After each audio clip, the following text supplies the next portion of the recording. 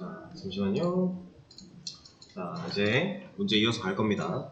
부서별 최대 급여와 최소 급여를 구하는 쿼리 진행을 할 거고요. 셀렉트 부서별 DAPT NO 그리고 최대 급여 얘는 맥스겠죠? 최대 급여니까 셀러리 최대값 구해주는 거고, 그 다음에 최소값 최소 급여니까 민 셀러리 구할 겁니다. EMP에서 구할 거고요. 자, 그룹 바이로 뭘 묶어줘야 되죠? 고민할 필요가 없어요. 부서별이니까 그냥 부서 묶으면 됩니다. 이렇게 간단하죠? 최대급여와 최소급여. 그래서 10번 부서에서는 최대급여를 받는 애가 5,000 받는 거고, 최소급여 받는 애는 1,300 받는 거예요. 20번 부서는 3,800, 그리고 30번 부서는 2,850과 950 이렇게 받는 상황이겠죠? 그 다음에 부서별로 급여 평균. 근데 조건이 하나 더 있어요. 부서별 급여 평균이 2,000 이상만이라고 하고 있는데, 자, 일단 부서별로 급여 평균이니까 AVG 사용을 하겠습니다. EMP 테이블에서 조회를 할 건데, 자, 그룹 바이 같은 경우는 당연히 DAPT NO 가지고 묶어주면 돼요. 근데 여기까지만 진행을 했을 때에는 그냥 부서별 평균 급여가 나오겠죠. 여기서 부서별 급여 평균이 2,000 이상만 이래요. 이건 조건이죠. 자, 그러면 여러분들이 고민해야 되는 건 이겁니다. 이 조건을 어떤 조건절로 부여할 것인가를 생각해 봐야 돼요. 지금 얘가 말하고 있는 건 부서별 급여 평균 2, 그러니까 부서별로 급여 평균을 내놓고 그게 2,000 이상인 애들을 구하라는 얘기예요. 그러면 그룹을 진행하고 나서 해야겠죠. 우리가 패빙이라고 하는 애를 사용해야 된다라고 하는 얘기예요. 여기서 이 컬럼이 가지고 있는 이 값이 2,000 이상 이렇게 들어가줘야 된다. 이 결과가 맞는 결과인데, 자, 얘를 만약에 이 조건을 웨어절에다가 줬다라고 하면 어떻게 될 것 같아요? 지금 해빙절에 그룹화가 끝나고 나서 부서별 급여 평균을 구해놓고 그게 2,000 이상인 애를 구하면 방금 보고 계시는 이런 결과가 나올 건데, 얘를 여기다가 부여할 게 아니라 조건절에서 부여를 한다면 우리가 흔히 가장 많이 쓰는 조건절 웨어가 있죠. 자, 그러면 해빙 조건이 있고 웨어 조건이 있고 조건 하나 더 있어요. 뭐가 있어요? 웨어보다 더 위에 올 수 있는 조건, 온절이 하나가 더 있죠. 근데 지금 조인 같은 거 안 썼으니까 온절은 아니겠고, 자, 해빙과 웨어 중에 하나를 고르는 거였는데 해빙이 결과는 맞는데, 자, 웨어를 제가 예를 들어 이렇게 써볼게요. 그러면 이 셀러리라고 하는 값이 2,000 이상인 애들 가지고 그룹화를 진행을 할 거예요. 값이 커지죠. 이거는 다른 결과가 나오는 겁니다. 자, 지금 해빙까지 같이 포함을 했다라고 해도 아까랑 결과가 달라지는 거잖아요. 근데 얘가 없으면 이런 결과가 나올 거고, 그러니까 우리가 어느 조건절에 어떤 조건을 부여하냐에 따라서 결과가 달라질 수 있기 때문에 잘 생각을 해야 돼요. 그룹화를 진행하기 전에 조건을 걸릴 것이냐, 아니면 그룹화를 하고 나서 조건을 줄 것이냐, 잘 생각을 하셔야 되는데, 자, 여기서는 심지어 이런 건 못해요. 이거는 불가능합니다. 얘는 에러예요. 왜냐면 이 집계함수가 구해낸 이 값은 그룹 바이를 해야 정상적으로 사용이 가능한 수치가 되는 거기 때문에, 지금 여기서 이 웨어 조건절을 따지려고 하는 이 상황은 이거 가지고 따지는 거예요. 따지려고 하는 거예요. 올바르게 따져지지가 않는 거죠. 얘를 따지고 나서 그룹 바이를 묶어버리면 결과가 이상해질 거니까. 그래서 여기서는 애초에 이런 게 또 불가능하니까 이렇게 따져볼 수 있는 건데 결과는 달라진다. 그래서 상황에 따라 여러분들이 어떤 조건을 어떻게 써야 되는지 잘 생각을 해야 된다라는 거를 지금 경험해보는 그런 문제였다라고 보시면 돼요. 자, 다음, 월 급여가 1,000 이상인 사업만을 대상으로 부서별로 월 급여 평균을 구하라. 근데 평균값이 2,000 이상인 레코드만 구하라 라고 하고 있어요. 지금 이 문제가 방금 전에 제가 설명드렸던 부분이랑 유사한 거거든요. 자, 일단 셀렉트 부서별로 월 급여 평균을 구할 거예요. DAPT NO 그리고 AVG 셀러리, 얘를 EMP에서 볼 건데, 자, 일단 왜요? 월 급여가 1000 이상인 사원을 대상으로 부서별로 급여 평균을 구하는 거니까 그룹화를 하기 전에 얘가 1000 이상이어야 된다, 이 조건이 먼저 와야 된다라는 거예요. 그럼 여기까지 했을 때 결과는 이상하게 나오겠죠. 왜냐면 집계함수가 올바른 결과를 못 보여줄 거니까. 자, 그리고 그룹화를 진행을 해야 돼요. DPT, NO가 하는 거. 근데 여기서 끝나면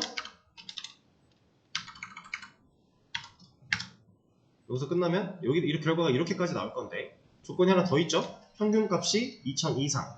그러니까 여기에 해빙까지.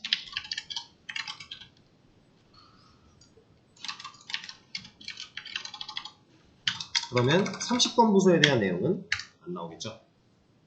이겁니다. 그러니까 문제를 읽고 내가 어떤 조건을 사용해야 되고 뭘 보여줘야 되고 이런 것들을 잘 판단할 수 있어야 된다 라고 하는 거예요. 웨어와 해빙에 대한 차이, 그룹화하기 전의 조건과 그룹화한 후의 조건. 다음 사원명과 부서명을 조회하시오라고 되어 있고 힌트에 조인이 나왔는데, 자, 사원 테이블 안에는 부서명이 없어요. EMP에는 부서명에 대한 정보는 그 어디에도 없습니다. 부서 번호만 있죠. 그럼 이거 가지고 우리가 DPT 테이블도 같이 생각을 해가며 부서명을 이제 조인으로 가져와야 되는 건데, 너무 간단하죠? 우리가 많이 아주 기본적인 조인의 사용 방식이니까.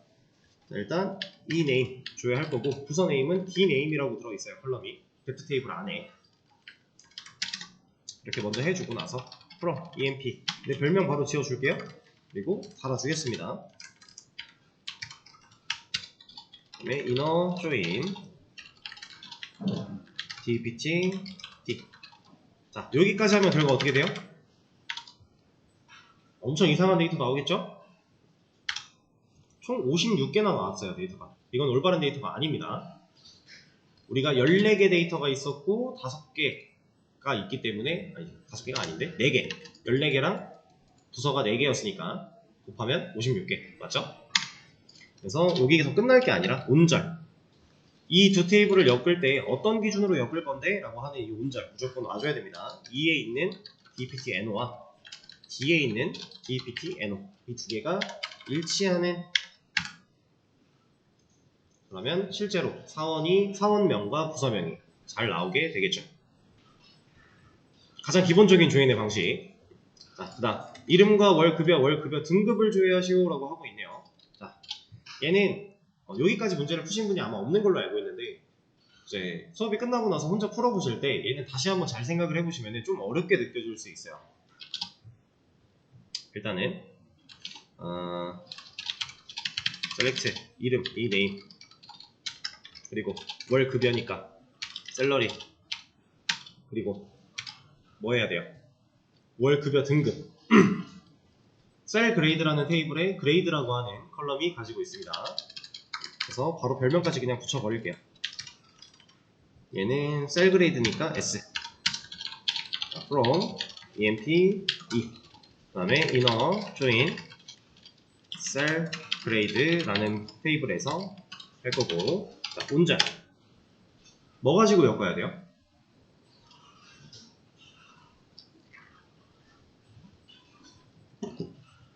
자, 지금 EMP라고 하는 테이블에는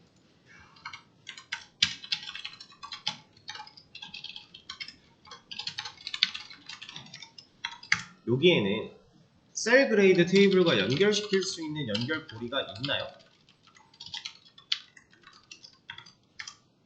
얘랑 연결시킬 수 있는 연결 고리가 있어요? 진짜 없어요? 자, 지금 EMP 사원 테이블과 부서 테이블은 DPT NO라는 공통된 값을 가지고 있는 컬럼이 존재해요. 실제로 우리가 테이블을 만들 때 FK로 엮어놨고요. 근데 셀 그레이드라고 하는 테이블과는 그렇게 엮여있는 컬럼은 없죠. 직접적으로 참조할 수 있는 컬럼은 없어요. 근데 자, 생각을 한번 해볼게요. 예를 들어서 지금 스미스라고 하는 사원이 셀러리 월 급여가 800인데 이 800이 몇 등급인지 우리 알 수 있는 방법이 진짜 없나요? 자, 스미스는 800이에요. 셀 그레이드 테이블 갑니다. 스미스 몇 등급이에요? 1등급 아닌가요? 800이면 700과 1200 사이잖아요. 그쵸? 그러면 정말 그러니까 직접적으로 연결시킬 수 있는 연결고리가 명확하게 딱 있는 건 아닌데 실제로 참고할 수 있는 단서는 있죠. 그쵸? 그럼 우리가 그 단서를 사용해서 얘가 몇 등급인지에 대한 결과를 우리가 찾아낼 수만 있다면 사실 테이블 엮는 건 가능한 거 아닐까요? 어떨 것 같나요? 가능합니다. 그거를 해보는 문제인데 사실 얘도 별거 없어요. 정말 간단한 문제예요. 근데 이제 이런 식으로 우리가 사용을 해본 적이 없다 보니까 되게 생소하게 느껴질 거고 이제 제 설명을 듣고 나서 문제를 다시 풀 때도 문법이 어땠더라? 이런 고민을 하실 거예요. 근데 이런 것도 그냥 하다 보면 자연스럽게 익숙해지는 거니까. 자, 일단 조인을 사용했기 때문에 당연히 온절에 조건이 와야 되는 건 맞아요. 조인이 왔는데 온절이 없으면 말이 안 되는 거라고 했으니까 테이블을 엮는 기준을 적어주는 건 온절이었어요. 자, 그럼 여기서 어떤 걸 따질 거냐면 EMP 테이블에 있는 셀러리 이 값이 between A and B면 이거 A랑 B 사이에 있는 값이면 이라는 조건이겠죠. 자, 그걸 그대로 사용을 할 건데 셀러리 안에 들어있는 로우셀과 셀러리 안에 들어있는 하이셀 사이의 값이면 이라는 조건으로 줄 거예요.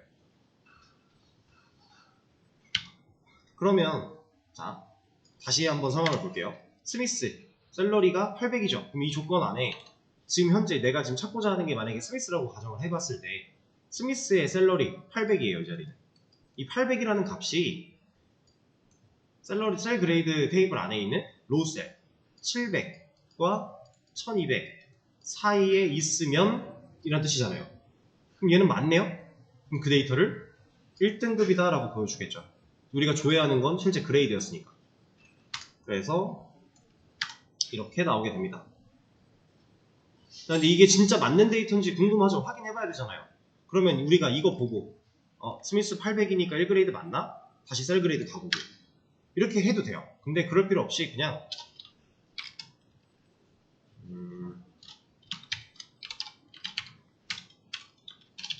우리가 어차피 지금 확인만 해보는 거니까 이렇게 같이 조회해놓고 보면은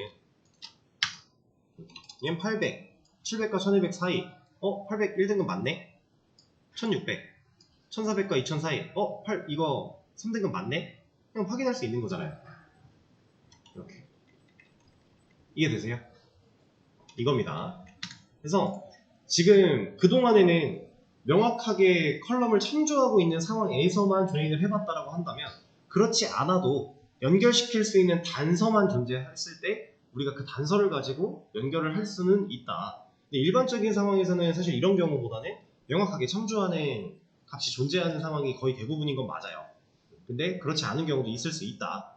그럼 지금 이 경우는 우리가 이제 온절 봤을 때 그 A.key 그리고 B.key라고 하는 우리 그 이미지에서 이런 식으로 써 있었어요. 그래서 실질적으로 이 키 한쪽은 PK고 한쪽은 외래키가 되는 역할로 비교를 할 수 있는 문법으로 이렇게 적혀 있었는데 사실 이게 무조건은 아니다라는 거죠. 지금 여기는 키가 아니었으니까 양쪽 다 키가 아니잖아요. 근데 가능은 하다. 왜? 테이블을 엮을 수 있게 단서는 존재하니까.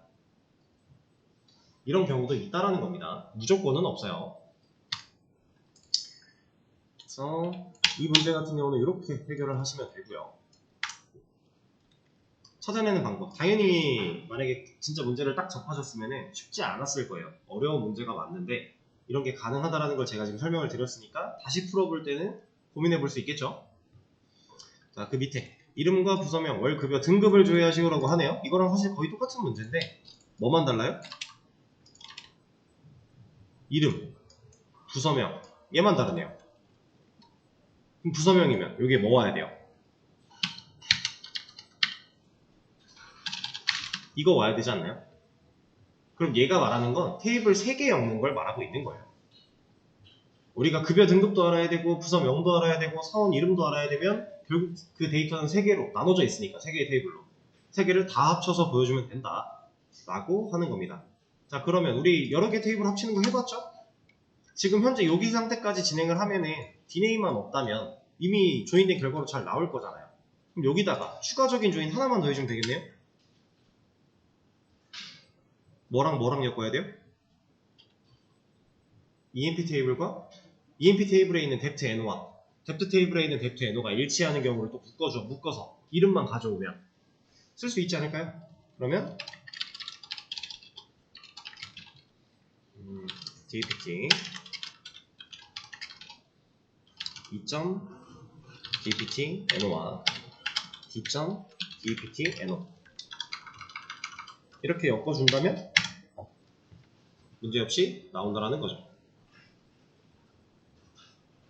자, 지금 테이블을 여러 개 묶는 이 과정 같은 경우는 여러분들이 이걸 생각해야 돼요.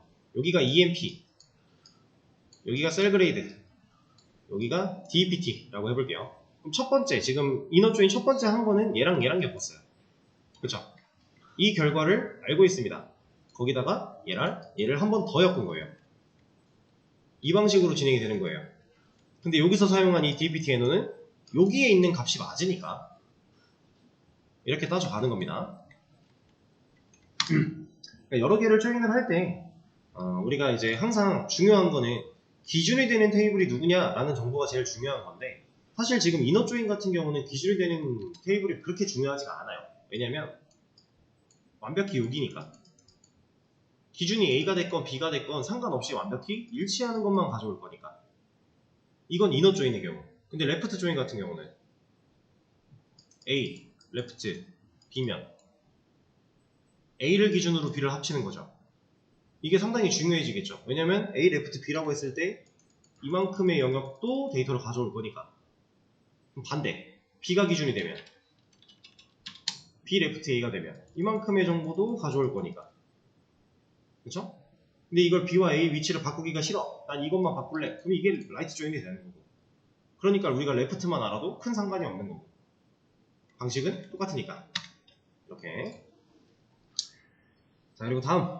이름 직속 상사 이름을 조회하시오라고 되어 있는데, 자, 이거는 잘 보세요. 힌트에 셀프 조인이라고 쓰여 있어요. 사실 이 셀프 조인이라는 건 키워드가 존재하는 건 아니에요. 지금 보면은 이너 조인, 레프트 조인 이런 거 쓰면은 둘 다 예약으로 바뀌죠. 근데 셀프는 바뀌나요? 이거 안 바뀌잖아요. 이건 실제로 있는 키워드는 아닙니다. 그냥 지금 우리가 해야 되는 일이 셀프 조인 일을 해야 된다라고 힌트를 주고 있는 것 뿐이에요. 이건 실제로 키워드가 아닙니다. 자, 그럼 셀프 조인이라는 건 뭘 얘기하는 거냐면 여기를 딱 보세요. 이름과 직속상사 이름을 조회하라는 문제인데 자, 사원의 이름 스미스. 그러면 이 친구의 직속상사 이름을 옆에다가 붙여놔야 되죠. 우리가 조회하는 결과는. 그러면 볼게요. 자, 스미스 직속상사 이름 누구예요?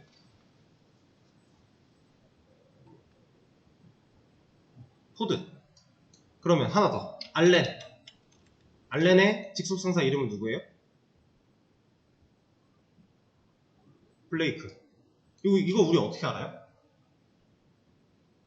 얘의 MGR 값을 본 다음에 얘를 가지고 어디 가요? EMP NO 와서 EMP NO의 이름 보는 거 아니에요? 우린 지금 데이터를 보면서 이렇게 찾아가고 있죠. 실제로 쿼리도 이렇게 찾아가라고 짜주면 돼요. 그래서 이거를 이제 어떻게 해야 되는 거냐면 자, 간단합니다. 생각보다 별거 없어요. 자, 이름은 eName이라고 하는 데이터로 가져올 수 있고 그 다음에 직속상사 이름은 또 eName이죠. 그러니까 결국 이름 두 개 조회해야 돼요. 둘 다 이름이니까.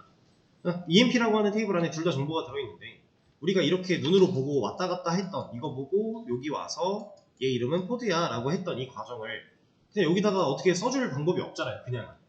그래서 EMP라고 하는 테이블 두 개를 엮으면 됩니다.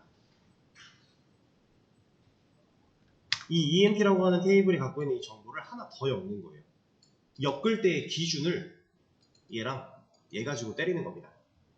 그러면 그거에 대한 이름을 정렬해서 볼 수가 있으니까. 그게 셀프 조인이에요. 나 자신을 한 번 더 같은 테이블 하나의 테이블을 두 개처럼 해서 두 개의 테이블로 인식을 해서 얘네들을 엮어서 사용하는 게 셀프 조인. 실질적으로는 하나의 테이블이지만 왔다 갔다 해야 되는 그 과정이 필요하다 보니까 조건을 맞춰야 되니까 그게 셀프 조인인데, 자, 이런 식으로 보통 많이 합니다.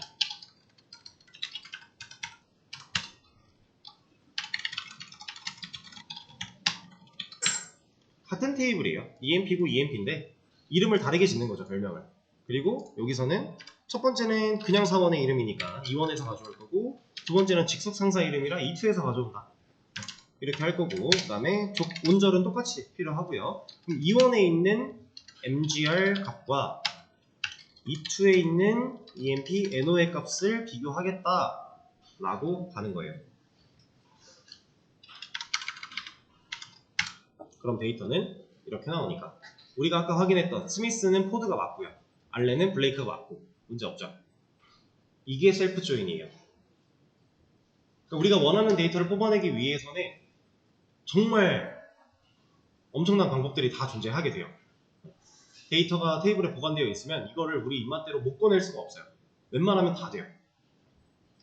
이런 방식도 있다. 근데 이거 같은 경우는 잘 보세요. 지금 데이터가 총 13줄 나왔거든요. 근데 사원수 아까부터 계속 14명 아니었어요? 이거 누가 안 나온 거냐면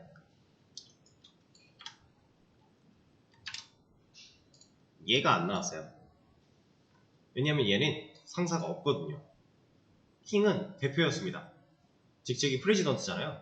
얘가 대표이기 때문에 위에가 없어요. 근데 얘는 지금 조회했을 때 이름과 직속 상사 이름을 조회하는 건데 이름조차도 안 나와버렸죠. 킹이라는 사원이 없는 것처럼 인지가 돼버렸잖아요. 그럼 문제가 있는 거 아닌가요? 얘는 어떻게 하면 좋을까요?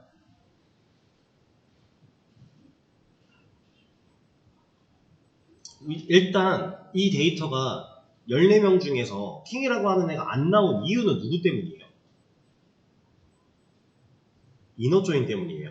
왜냐면 우리가 지금 비교한 조건이 MGR에 있는 값과 DPT 인호가 일치하는 거, EMP 인호가 일치하는 거를 찾아야 되는데 애초에 얘가 널이기 때문에 널이랑 일치하는 건 당연히 없지 하고 안 찾아준 거예요. 여기 널이 없잖아요, 실제로. 그쵸? 이거는 완벽히 교집합을 찾으려고 했기 때문에 킹이 못 나온 겁니다. 그럼 킹을 나오게 하려면 어떻게 해야 돼요? 이너가 아니라 이 부분도 찾아야 되는 거니까 레프트로 바꿔야 됩니다. 그러면 킹도 나와요. 그리고 여기 들어있는 이 널 같은 경우는 지금 E1이라고 하는 EMP 첫 번째로 조회한 EMP를 기준으로 레프트를 걸었기 때문에 얘한테는 있지만 얘한테 없는 것들은 다 널로 나와요. 우리가 조회하는 컬럼을 E2에 이렇게 하나 더 붙여볼게요. 이러면 킹 부분은 E1에는 있어요. E1 테이블에는 분명히 존재하는 건데 E2에는 없기 때문에 모든 정보가 널로 나옵니다. 이렇게. 이거는 이제 레프트, 라이트 얘네가 갖고 있는 특징이에요. 얘네를 강제로 데이터를 어거지로 채울 수는 없는 거니까 이 부분은 그냥 다 널로 나와요. 그래서 이제 이너 조인으로 문제를 푸셨다면, 만약에 푼다면 조금 부족한 상태, 레프트 조인까지 써줘야 진짜 올바른 상태, 우리가 필요한 데이터를 하나도 누락시키지 않고 올바르게 다 건져냈다의 의미를 갖게 됩니다. 셀프 조인을 하는 방식과 레프트 조인을 같이 지금 적용을 시켜본 거예요. 자, 그 다음에 그게 지금 이 문제네요.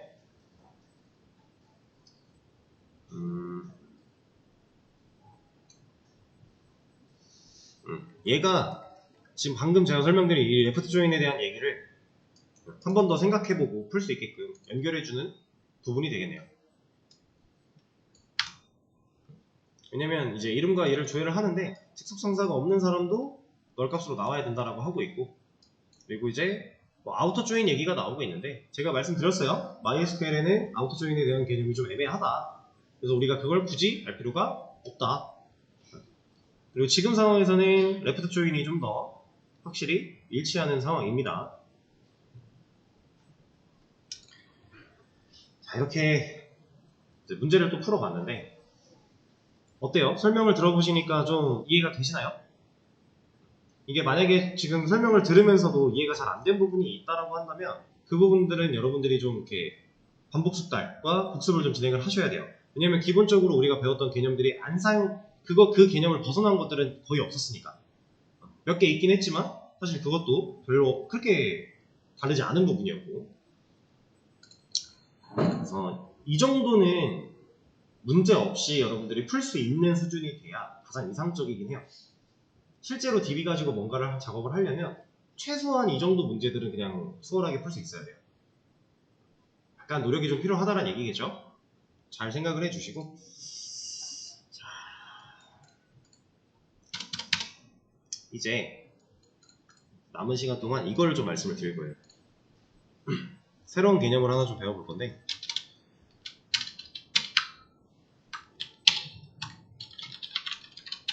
이거 혹시 들어보신 분 있나요? 서브쿼리? DBMS의 꽃이었어요, 옛날에는. 옛날에는 이 서브쿼리라고 하는 개념 자체가 상당히 DBMS에서 중요한 역할을 하고 있었고, 요즘에도 뭐 안 쓰는 건 아니지만 많이 쓰지는 않아요. 근데 그 이유도 제가 말씀을 드릴 건데, 일단 서브쿼리라고 하는 개념이고, 자 이런 걸 한번 해볼 겁니다. 지금 있는 테이블 가지고 그냥 해볼게요.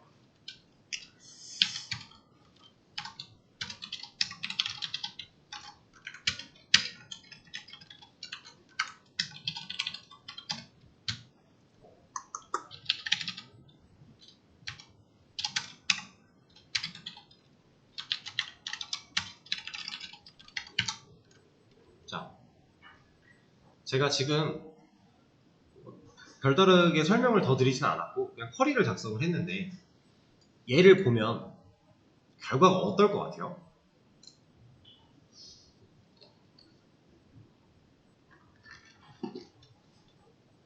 어떤 결과가 나올지 예상이 좀 되시나요?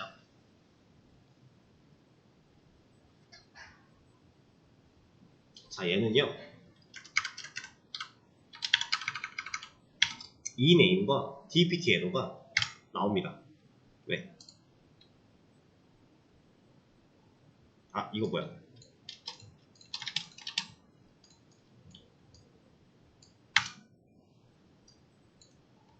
이 네임과 DPT 에너가 그냥 나와요. 이 데이터는 EMP 테이블에 있는 데이터 그대로 나온 거예요. 자, 간단합니다. 서브쿼리 되게 쉬워요. 이걸 봤을 때 가장 먼저 연산되는 게 누굴까요? 괄호예요, 괄호. 우리가 사칙연산 같은 것만 생각해도 괄호가 있으면 요 안에 3 플러스 5인데 곱하기 3이래요. 이거 계산할 때 뭐부터 해요? 괄호부터 하죠. 똑같은 개념이에요. 괄호부터 합니다. 괄호부터 하면 EMP 테이블에 있는 이네임과 DPT NO를 조회를 하겠죠. 그러면 이만큼을 실행한 해당 결과, 지금 얘랑 이만큼 실행한 거랑 결국 똑같은 얘기를 하고 있잖아요. 그렇죠? 그러면 이 동작 원리는 간단합니다. 괄호를 먼저 해요. 이 결과를 2라는 별명이 붙은 테이블로 간주를 하겠다라는 거예요.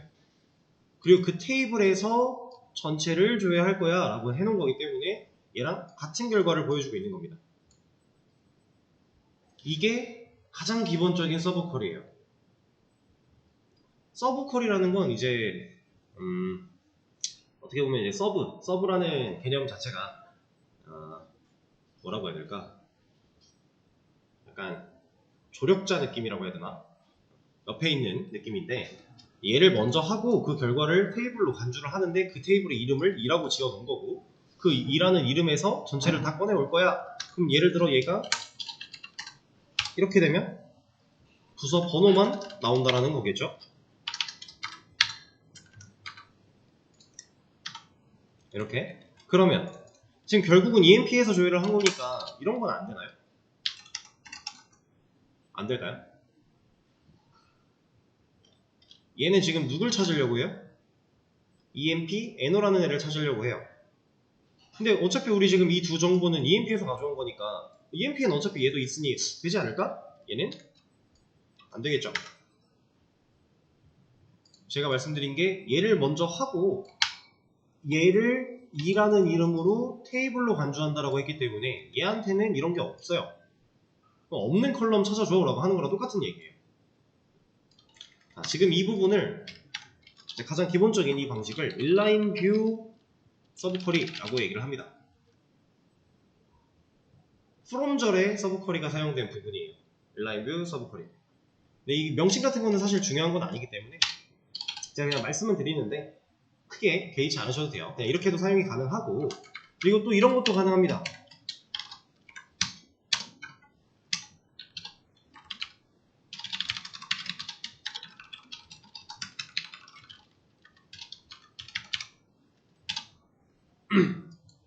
자, 이건 뭐 하는 것 같아요? 그냥 중첩 쌓인 거예요.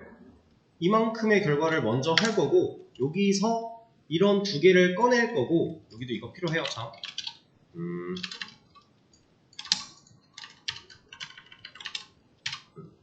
이렇게 조회한 이 결과에서 이네임과 dptNO라는 걸 꺼낼 거고, 그 이름을 e2로 지어 놓을 건데, 자, 그 e2를 가지고 이만큼 조회한 결과를 다시 2라는 이름으로 지어서 거기서 얘를 꺼내려고 하는데 얘는 없으니까 뭐라고 하겠죠.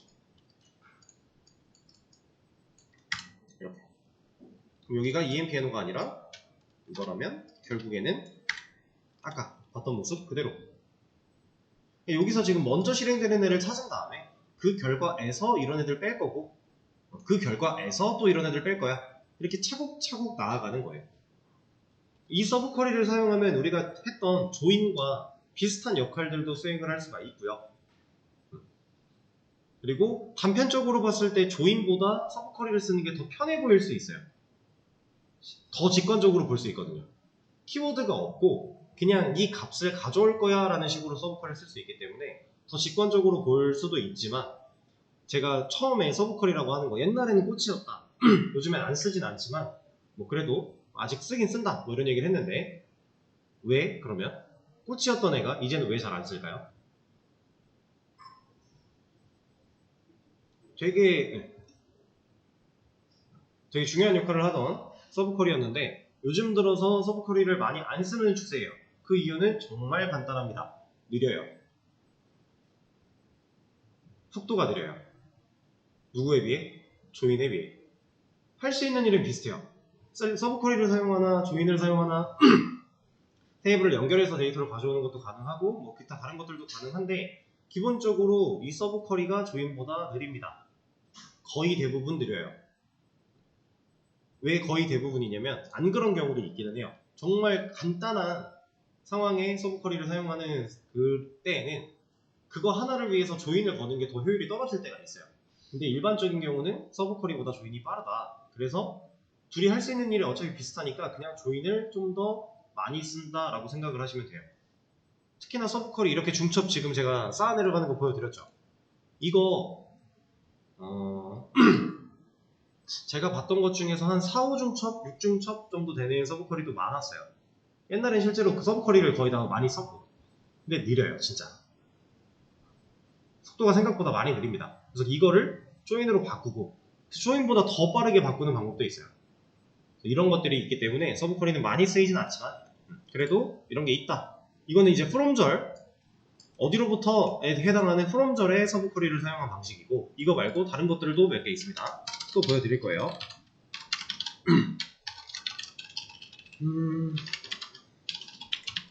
아니다.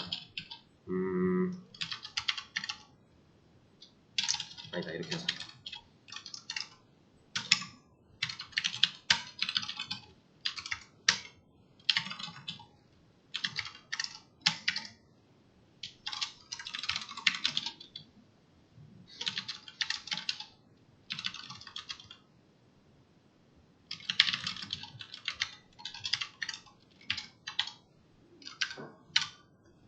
자, 제가 지금 이 부분은 설명을 따로 드린 적이 없는데 이거 결과 한번 예상해 보실래요?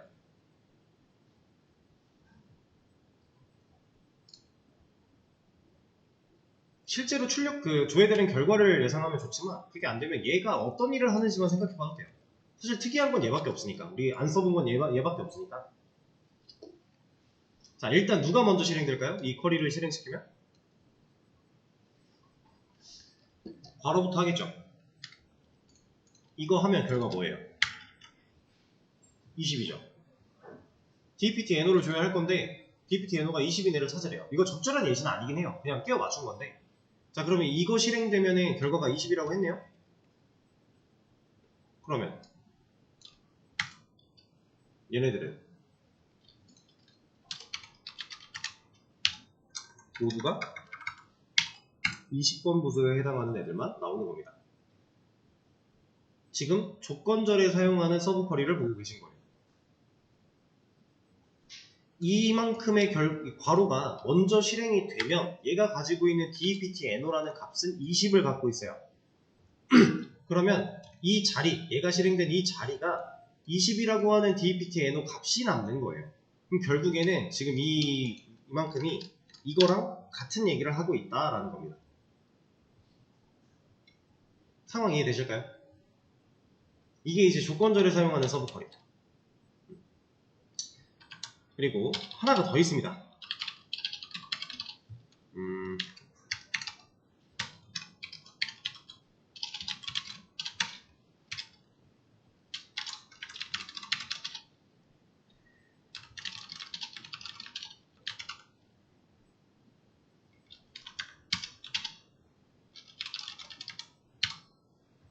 얘는 어떨까요?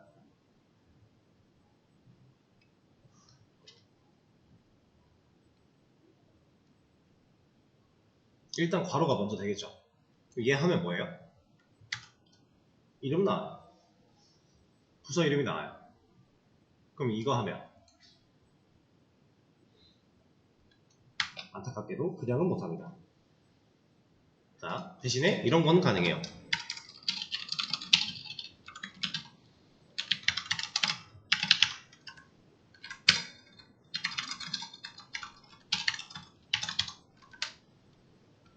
얘는 어떨까요?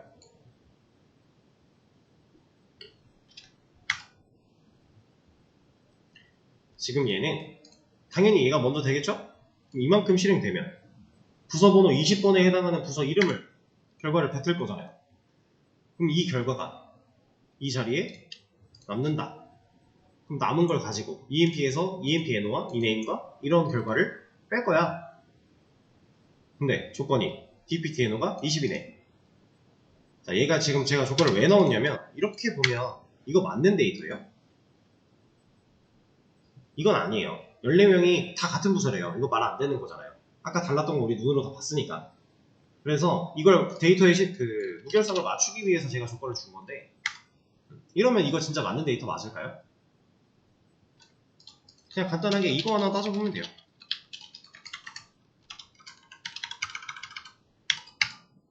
20번 부서래요. 그러면 뎁트 테이블 가서 확인해보면 되죠. 이것만 확인해봐도 맞는 거 아닐까요? 20번 부서에 대한 결과가 이 설치가 맞대요. 그러면 지금 이 데이터는 맞는 데이터잖아요. 그죠? 자, 이렇게 실행한 결과가 리서치인데 이 자리에 리서치라고 하는 값이 이렇게 남을 거예요. 문자로. 그러면 애초에 이건 이런 식으로 조회가 되니까 지금 EMP라고 하는 테이블에서 이러한 컬럼들을 꺼내올 거야 라고 했는데 얘는 컬럼이 아니죠. 그럼 얘는 그 컬럼명으로 그대로 들어가고 값도 그대로 들어가니까 이거 우리가 이거 해봤던 거랑 똑같은 겁니다. 이런 거 해봤던 거랑 똑같은 거예요. 지금 이거 1, 2, 3, 1, 2, 3 나오잖아요. 이걸 그대로 활용한 거예요. 이렇게 지금 여기 이제 셀렉절에 좀 전에 셀렉절에 들어있던 이 해당 서브 쿼리 이런 걸 가지고서 이제 스칼라 서브 쿼리라고 얘기를 보통 하는데 명칭은 중요하지 않다라고 했어요. 인라인 뷰 스칼라 이런 거. 그리고 이제 아까 웨어절에 사용했던 이 조건으로 사용했던 이런 서브 쿼리 얘는 특별한 이름은 딱히 없을 거예요. 그냥 일반적인 서브 쿼리라고 많이 표현을 하는데 이제 결국에는 이런 겁니다. 서브 쿼리라고 하는 거는 내가 필요한 값을 이 자리에 남겨주기 위해서 그 값을 실제로 활용하기 위해서 괄호를 입힌 쿼리를 하나 더 실행하는 거예요. 그게 서브 쿼리예요. 자, 그러면 제가 아까 서브 쿼리가 조인보다 일반적으로 느리다라고 했죠. 느린 이유가 뭘까요? 너무 간단해요. 직관적인 이유가 있어요. 얘는 우리가 쿼리를 한 번 실행하면 내부적으로 연산을 몇 번 해요? 디테일하게 말고 큼직큼직하게 한번 봐봅시다. 일단 못해도 2번 해야죠. 바로 먼저 하고 그 결과 남긴 다음에 이거 해야 되잖아요. 근데 조이는 그냥 한 번 실행시키면 그냥 전체적으로 어우러져서 한 번에 되는 거 아니에요? 당연히 얘가 느린 거죠. 일반적인 상황에서 서브 쿼리가 느릴 수밖에 없는 이유. 물론 디테일하게 따지고 들어가면은 여기서 이거 할 때 얘네들끼리 연결되는 그 시간도 있고 매칭해서 조건 따지고 하는 그런 거 다 따지고 보면은 이제 서브 쿼리가 조인보다 가벼운 상황에서는 더 빠를 수도 있다 이런 얘기도 드렸는데 일반적으로 그냥 평범한 상황, 대중적인 상황을 봤을 때 서브 쿼리가 조인보다 빠르지 못한 이유는 연산을 먼저 해야 되는 개수가 많으니까. 심지어 아까 제가 프롬절 여러 개 이렇게 이어 붙인 거 보면은 내부적으로 이거 한번 해야 되고 이 결과를 바탕으로 이거 한번 해야 되고 이 결과를 바탕으로 이것까지 해야 되잖아요. 이런 거예요. 그래서 조인이 더 빠르다라고 하는 겁니다. 자, 기본적으로 서브 쿼리 개념을 좀 알아봤고요. 이제 이걸 활용해서 여러분들이 풀어볼 수 있는 문제를 또 하나 열어드릴 건데 이거는 한번 풀어보세요. 수업이 끝나고 내일 수업에서는 이거 설명부터 좀 진행을 할 거고 그리고 일단 문제 설명을 좀 드려볼게요. 2개가 나왔습니다. 2번과 3번 2개가 나왔는데 문제가 적어요. 많지 않습니다. 간단하게 몇 문제 없는데 서브 쿼리를 사용하는 방식으로 한번 풀어보시면 돼요. 2번 같은 경우는 우리가 알고 있는 조인 방식과 서브 쿼리 방식 둘 다 해보시면 좋을 것 같고 얘도 마찬가지 3번도 둘 다 한번 해보시면 좋을 것 같고요. 이렇게 하는데 이거를 제가 내일 설명을 드릴 거예요. 문제를 풀어오시면 설명을 드릴 거고 이걸 설명을 드린 다음에 제가 한 가지 더 할 겁니다.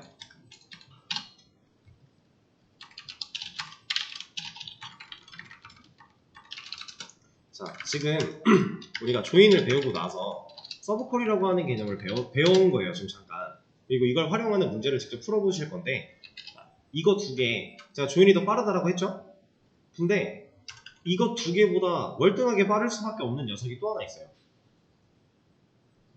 이제 이거는 뷰 테이블이라고 해서 뷰 테이블을 사용하는 방식 중에 하나인데 약간 가상화로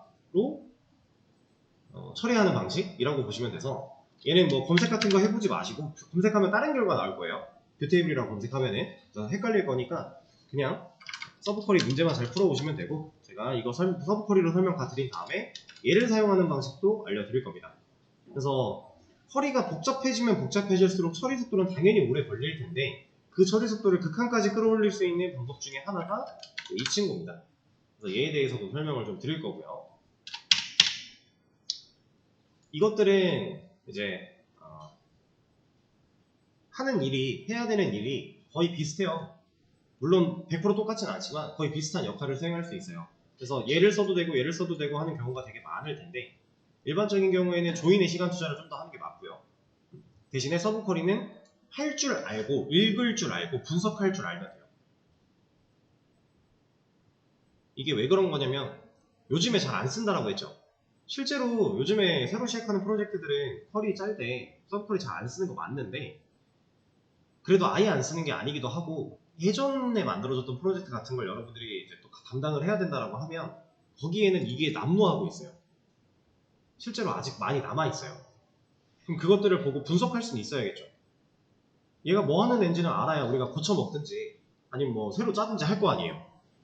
그러려면 읽을 수 있어야 되고요. 읽을 수 있으려면 사실은 쓸 수 있어야 돼요. 좀 말이 이상한 것 같긴 하지만 쿼리 같은 경우는 내가 완벽하게 분석하려면 사실 그 쿼리를 짤 줄 아는 사람이어야 돼요. 그래서 우리가 서브 쿼리라고 하는 개념 많이 사용하지는 않지만 알아야 되니까 문제도 한번 풀어보는 거고 오늘 수업 끝나고 문제 몇 개 없으니까요. 꼭 한번 풀어봐 주세요. 오늘 배웠던 내용도 복습을 꼭 해주셔야 되는 부분이고요. 그래서 내일 이 문제부터 같이 한번 해보도록 하겠습니다. 그럼 오늘 수업은 여기까지 진행을 할게요. 고생하셨습니다.